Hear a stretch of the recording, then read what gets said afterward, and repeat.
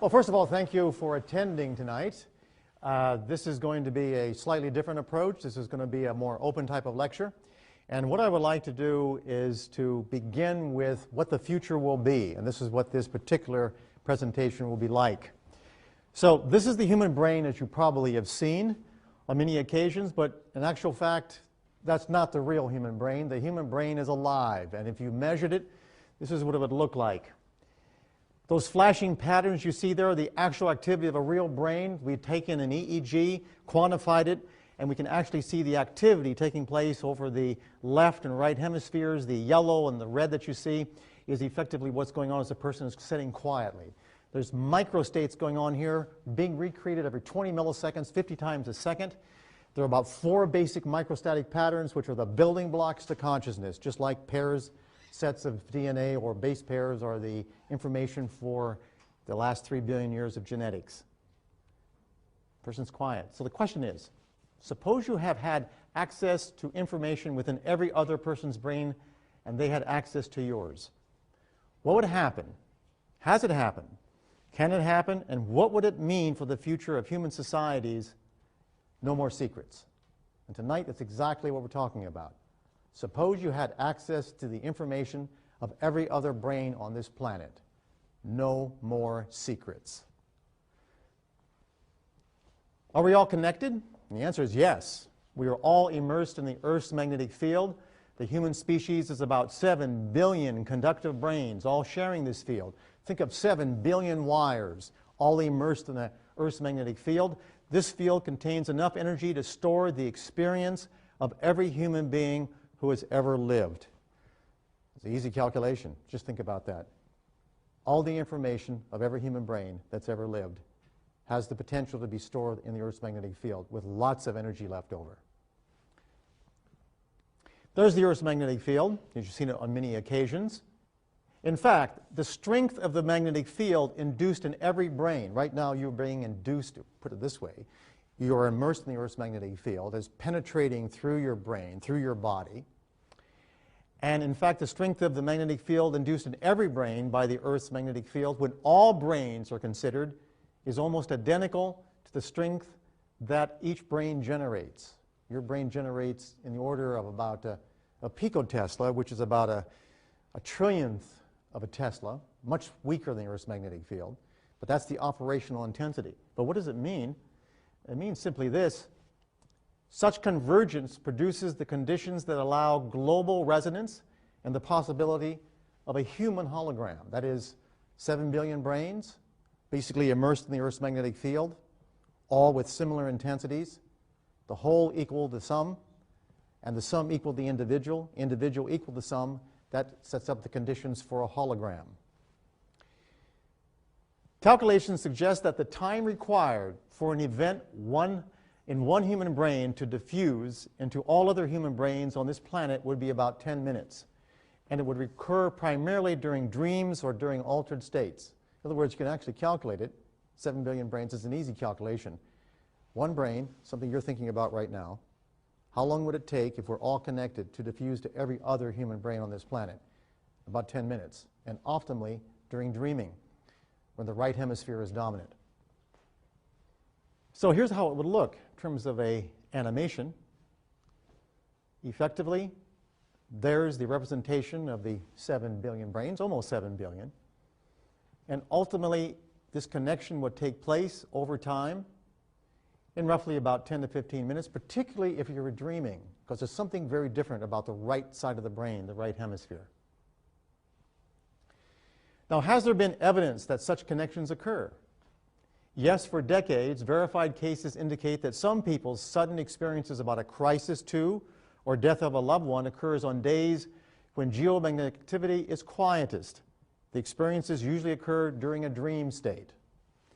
Let me give you an example. On the evening of the 5th of January, I was visiting, this is from a middle-aged woman. This is one of many cases. These kinds of cases have been recorded certainly since the 1870s. Massive booklets containing this information. On the evening of the 5th of January, I was visiting in my kitchen with some friends. Suddenly, I felt my face flush and I felt ill. In a matter of minutes, I was out cold. My friends carried me to the living room and placed a cold cloth on my head. They said I opened my eyes and stared for 15 minutes. When I came to, it was exactly 10:30 p.m. That night I was ill and vomited several times.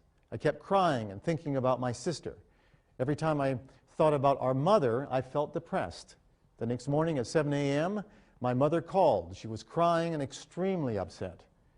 She told me that my sister, who lived 200 miles away, had died suddenly the night before at exactly 10:30 p.m. Now, that's a classic one. Now, when does it take place?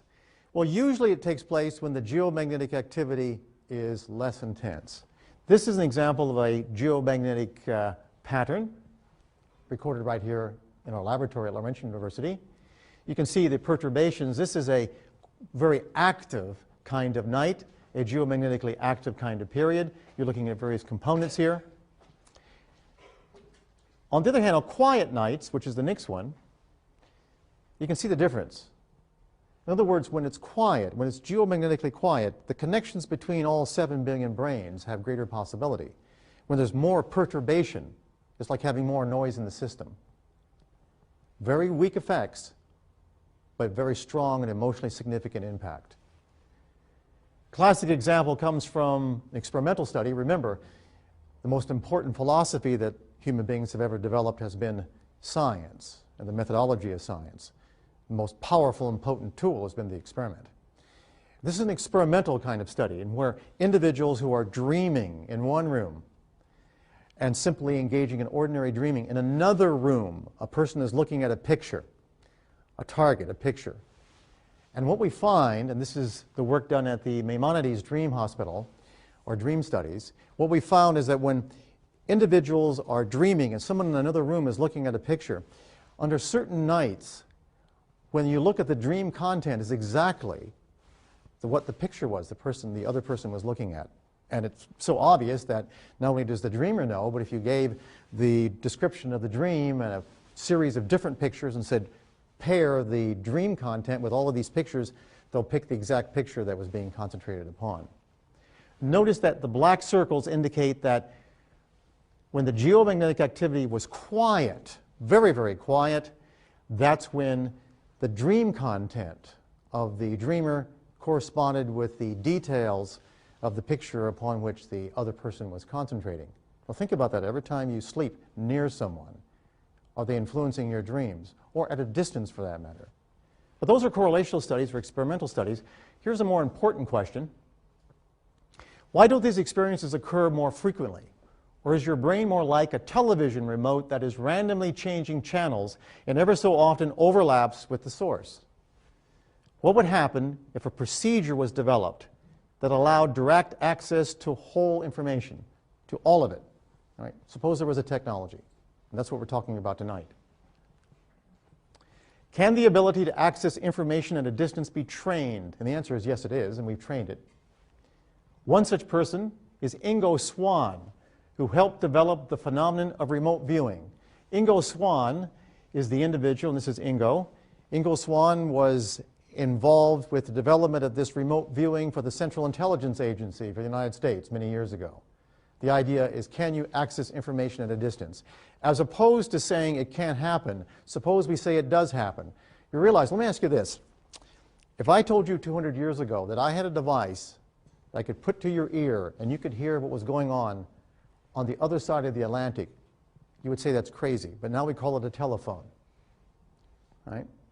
If I told you 400 years ago that I had a device which allowed me to measure and represent your friend, and I could play it back long after he was dead, and you could see that person, you would think it was magic.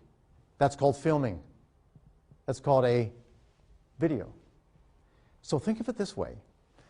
Suppose there is a technology that allows us to have access to every bit of information that's available in the geomagnetic field from all of your brains. That's what he did. Well, let me show it to you. He learned to identify experiences that originated primarily in his right hemisphere as pure images and experiences. Here are some examples while he was sitting in a closed chamber in our laboratory here at Laurentian University and asked to draw what experimenters were seeing based upon random selection of targets. So here's what we did.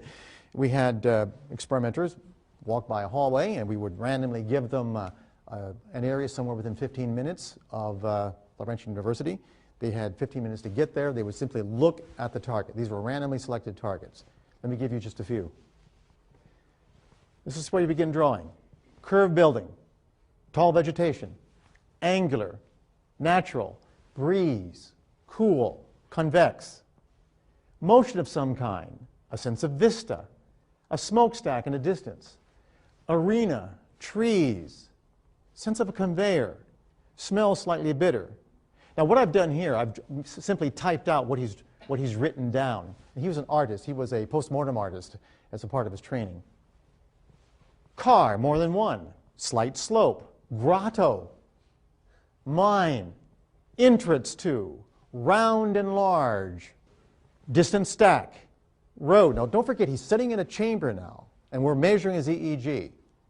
And we've enhanced his capacity with the technology I'm going to show you in just a few minutes. All right? Two major cuts near a closure. Depression, circular. Something goes in. Motion or movement. Conveyance motion, cars. And what was the target? You all know what it was. The target was the experimenters had gone to see Science North. There's what he drew. That's what it looks like. He had no idea what was going on. These were randomly selected targets. I'm showing the ones that are most conspicuous. There are many others. Here's a bird's eye view. This is all published in scientific journals, incidentally, and you can access them by simply Googling it on the web. Another target was a Catholic grade school with lots of windows, stalls for bicycles, a figure-8 shaped inside hall system, and a consistent pool of water along the edge of the property. Here's how he started. He had no idea. Remember, this happened on several days. And even the experimenters didn't know where they were going until they opened up the envelope outside the laboratory in the parking lot. And then they had 15 minutes to get there. Okay? Tall, sense of massive. Windows, reflection, stones, hear water, pool. People walking, a sense of business, glass, bars, several of them, those bar-type things, buildings.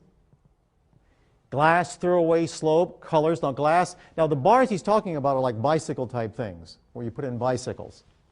And of course, he concludes it's something like a church or a school of some type. Remember, he's not from around here. He has no idea what the target is. But it's even more than that.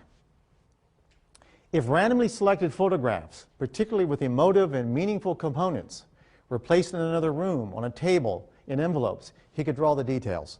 Okay, so in other words, what we had effectively in another room, there's a table, roughly 100 different pictures in envelopes, randomly selected, one laid down. He's still in the chamber. We're measuring his brain activity. And he begins to draw. Here's one for you. Deep feelings. And I've actually, this is the actual words that type larger so you can see them. You can see his pictures.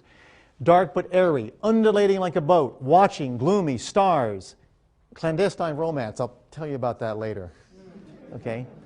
Actually, it turns out in that table, on that table, two graduate students had, how shall I say it, interesting intimacies. Feeling of points or seeds, struts, electricity, feeling of awesome. What could possibly be drawn like that? The answer is the target, a tornado. How close can you get? Other ones, for example. This is one of the hidden pictures, and this is what he drew. World not responding, awash like a tunnel, morose, impact, hatred, into depths, police. This was a terrorist explosion of an airplane. And notice something very interesting. That even down to the components are being drawn. Next. Even abstract ideas. Remember, the whole point is to have a technology which allows access to every bit of information that every brain on this planet has. And this is a picture really abstract looking.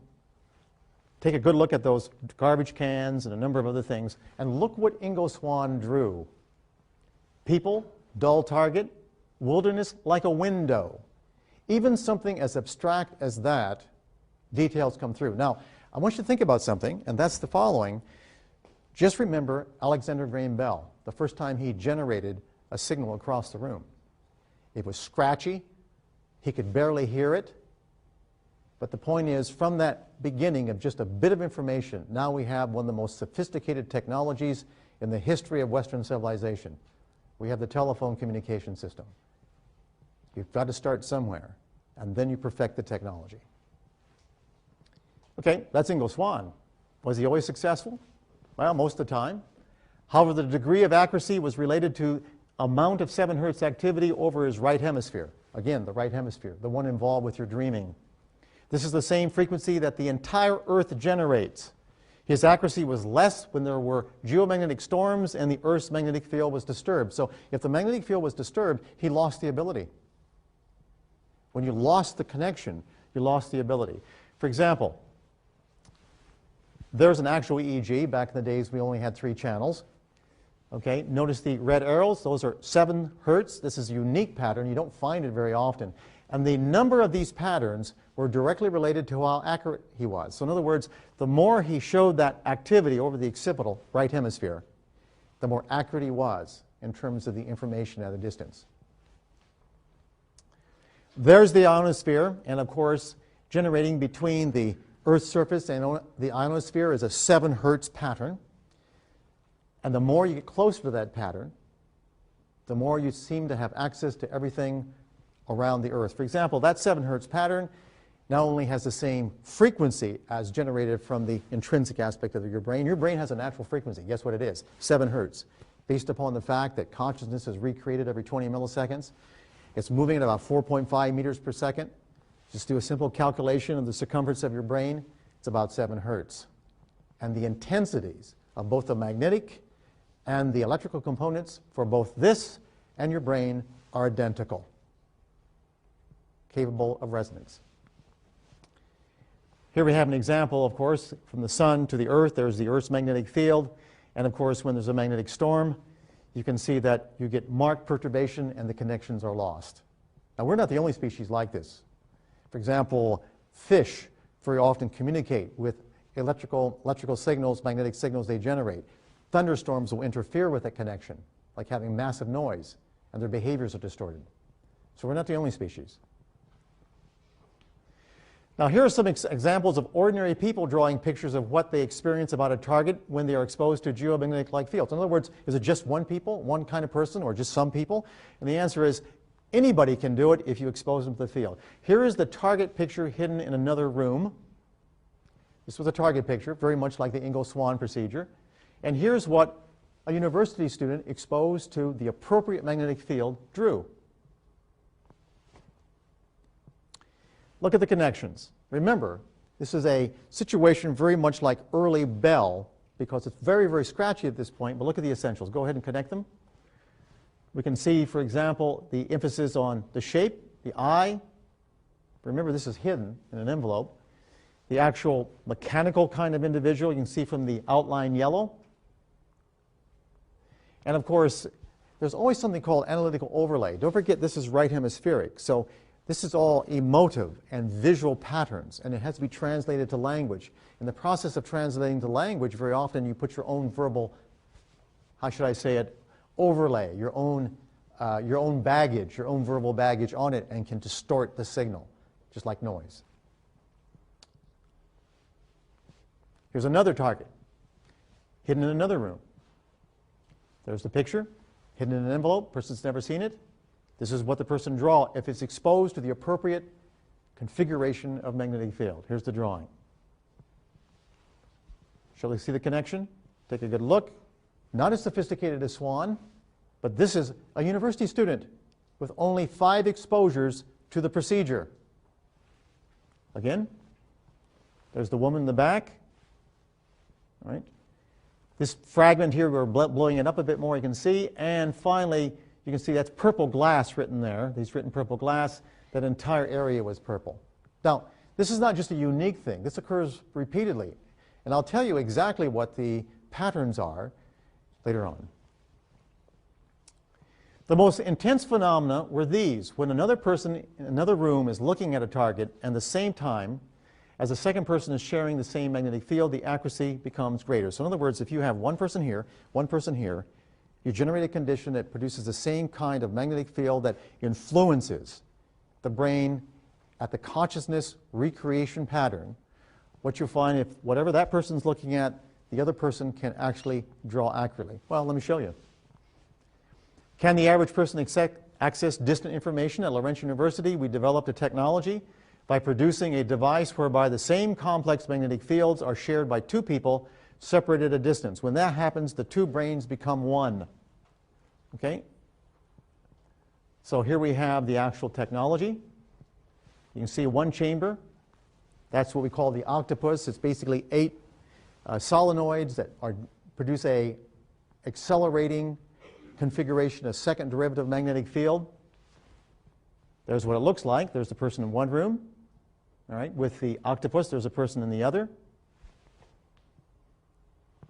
Here's some examples. The actual target picture that one person is looking at is on the right hand. You've seen that as the bridge down here in Sudbury.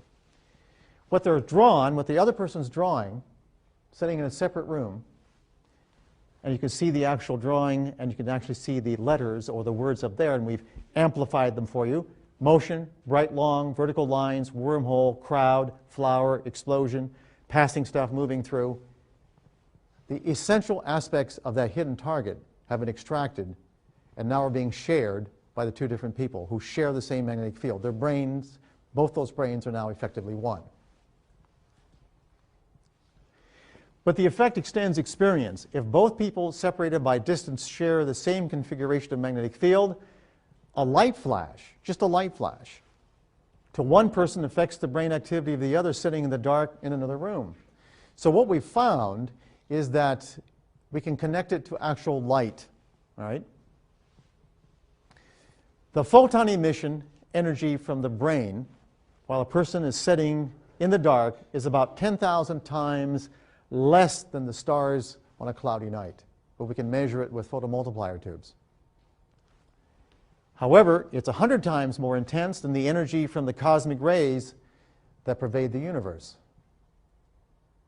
Now, I know you're thinking that this is really, really weak, but let me do an experiment real quick. Okay? Effectively, you're listening to me right now, and the sounds you're hearing are in the order of about a millipascal in terms of pressure. That's what you're listening. About 40 to 50 decibels, a millipascal. And presumably you're listening to me. Right now, above you, there's over 100 kilopascals of pressure. 1 billion times more pressure on your body right now than the pressure associated with me talking with you and you listening. Can you hear the atmosphere? It's 1 billion times more. Of course you can't. It's not the intensity. It's the pattern. The pattern is the critical thing. So never underestimate the importance of the pattern. It's not the intensity.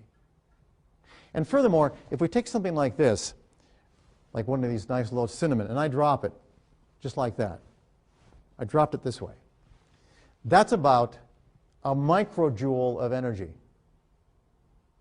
Now, for you to see a light in the dark, that only takes about 10 to the minus 17th joules. That's a decimal point followed by 16 zeros and a 1, which means this is a microjoule, which means that energy from dropping that right now would be enough to light up every eye of every human being on this planet. The critical thing is the energy and the pattern that detects it. Never think bigness is important. So, here's what happens. If, for example, we have one person in one room having a flashing light, another person in another room completely in the dark, and they only share the magnetic field, a special kind of configurational magnetic field that produces a synthetic consciousness, making both brains the same. When there is no flash in the other room, this person has theirs on the left, that's what's coming off the side of their head. If the person in the other room is seeing a flashing light, an ordinary, dull, flashing light, the person sitting in the dark, their brain also generates light because they're connected, even at a distance. Is there evidence of information transfer? We are now measuring photon emission from the human brain. That's how we think it's working. And you can see, if we take you, for example, and we ask you to sit down inside of a quiet room, and on the left hemisphere, the left side of the brain, right hemisphere, right side of the brain, notice that when a person is simply relaxing and just thinking about casual thoughts, for example, like something easy and refreshing, like how many hours I'm going to study tonight.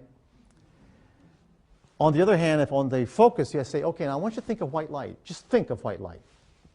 Right? That's all you have to do. Notice the left hemisphere doesn't do anything. The right hemisphere, if you're relaxing, doesn't differ. The vertical axis is the amount of energy, and I can tell you what it is about 10 to the minus 11 watts per meter squared. All right. You can't see it. You need a machine, a photomultiplier to see it.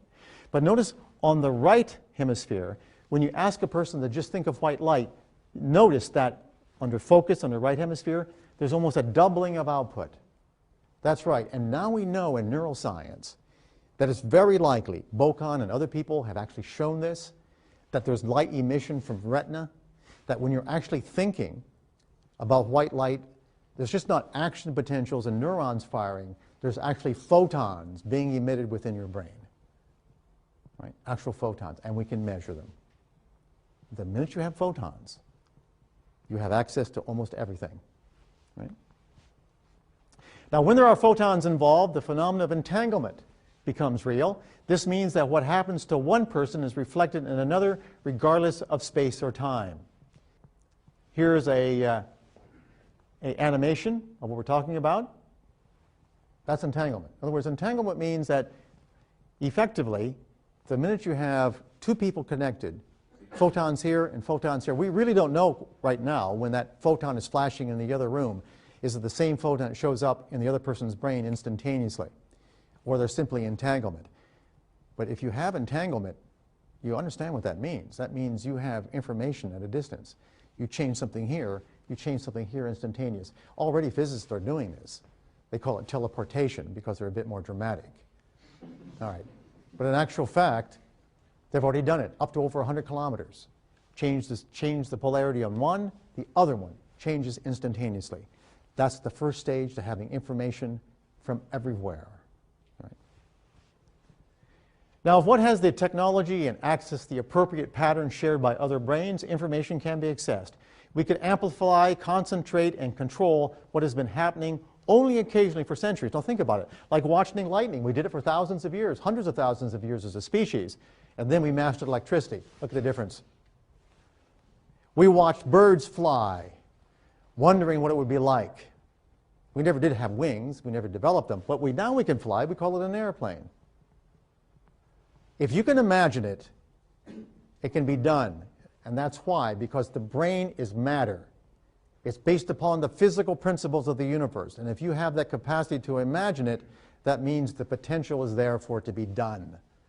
Because our brains are reflective of the essential aspects of the matter of this universe. Now, Sean Harabanz, a classic example of extraction of information. This is the man who knows your memory. There's Dr. Webster actually extracting some blood and actually injecting some radioactive material into Mr. Harabanz. We were the first to demonstrate that when he is engaging in reading another person's memory, it's not all hocus pocus. What really happens, a part of his brain that's been different from the time he was born shows an increase in activity as measured by single photon emission computerized tomography. Very specific to the right parietal lobe. Here's Sean Harabanz, again an animation. He's looking at a picture. All he has to do is look at a picture of the person about whom he's talking, and he begins to talk about the person's past, often embarrassing things that only they know. How can that be done unless you have access to memory? Right? It's not written anywhere. We made an extraordinary discovery about Harabanz's brain. The energy associated when we measured, don't forget, the experiment, most powerful tool we've got. You can speculate until you get extraordinarily enthusiastic to the point of inebriation, but unless you've got the experiment, you don't know. So we've actually did experiments. We brought him up here. We've measured him repeatedly. Okay. We made an extraordinary discovery about Harabanz's brain. The energy associated with the small decrease in the Earth's magnetic field around his right hemisphere. We were flabbergasted when we put our magnetometers around his head. His brain actually distorts the local magnetic field. Small amounts, but measurable and reliable. Okay? It was equal to the energy of the light emission from his brain. You think that light emission was interesting. You should have seen the photomultiplier tubes when we put it around his head. The needles are visibly showing increases in activity. And the more the photons increased, the more the magnetic field dropped. And that energy was equal to the activity of the neurons. We actually calculated the number of neurons that he was showing activity by looking at our quantitative EEG. In other words, conservation of energy. The longer Mr. Harabanz was close to the subject, the more the subject's brain began to show the patterns of Harabanz's brain. Let me give you an example. Harabanz and the subject. This is our EEG. Okay, single channel. Obviously, we do 1020. Okay. But notice that as he sits there, they become more and more synchronous. At that point, when they become synchronous, he actually begins to extract information and begins to tell information to the other person, the person sitting there, information that is only they know about. Now, if you haven't heard of Harabanz, well, let me put it this. There used to be an ex-leader of Iraq who hid in a hole. Guess who gave the information for where the U.S. government found him? It was Sean Harabanz.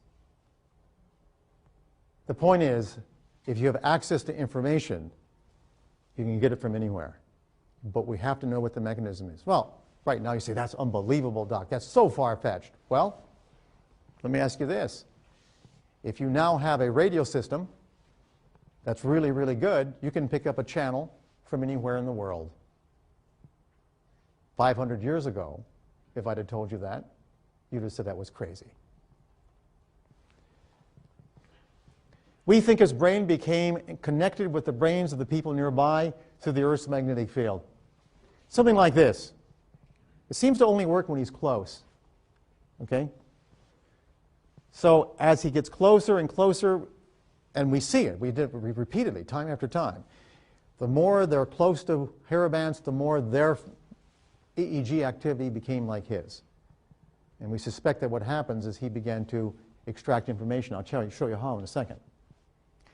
During the connection, there was enhanced brain power at 7 hertz over his right hemisphere. You can see the red arrow. That refers to specifically the 7 hertz band coming off his brain. Remember the 7 hertz? Intrinsic pattern to the Earth itself, the same pattern that Swan had, and seems to be something fundamental. Now, the 7 hertz is tied to something called the hippocampus, the gateway to memory. And if you access that, you access all the information that's being consolidated in your experience. Remember, your memories are nothing more than synaptic patterns. That's all they really are. And the gateway to that is the hippocampus. Is there another homogeneous field to which all of us are exposed? All right.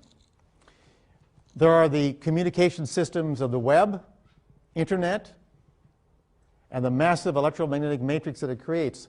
I'm just giving you one. There's others, you know. Let's take a good look at it. That's sort of a diagram of it. You can see that effectively right now communication systems are so pervasive that we all are immersed in this background that we call communication systems. You know, interesting thing, at one time we used to have radar sent out and reflected back in order to see things at a distance. Now the electromagnetic density of all the communication systems are so great, they generate a shadow. We don't even have to generate radar emission anymore. We're living within the shadow, quite literally, of a massive electromagnetic field generated by communication systems, which means we're immersed, all of us, in a homogeneous secondary field called the communication system, called the modern technology. And much of it is pulsed, very much within the range of the brain, the human brain. So I ask you this question. What would it mean if you and everyone else had access to the information of every other brain on this planet? I want you to think about that for a second. In fact, I'll repeat it. What would happen, or what would it mean if you and everyone else had access to the information of every other brain on this planet? So there's 7 billion of us roughly. what would happen? First of all, knowledge is the ultimate power. And as you know, revolutions occur when about 50%, and this is historical, when about 50% of the population becomes educated, that's when you have revolutions, historically. Okay? When they become literate. That's why people are often, and dictators are often against literacy or access to free information. But what would happen? Knowledge is the ultimate power. First of all, the control of populations is based upon a few having discretionary information over the many. Call them governments sometimes, right? Or administrations. Okay. Economic advantage derives from proprietary information. If everybody had equal access and knew what the other person was thinking, do you think there'd be rich people?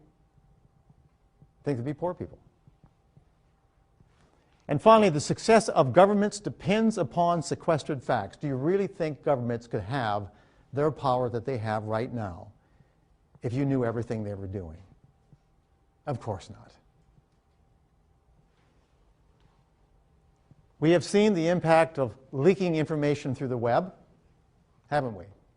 It's enough to make some people want to take the person who leaked it and bring them back and basically prosecute them for treason or some other kind of confabulated reason.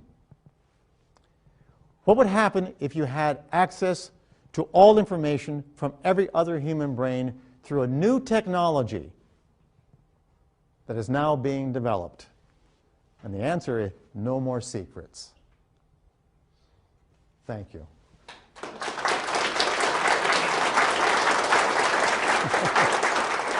Do you think with the constant bombardment of all that information that eventually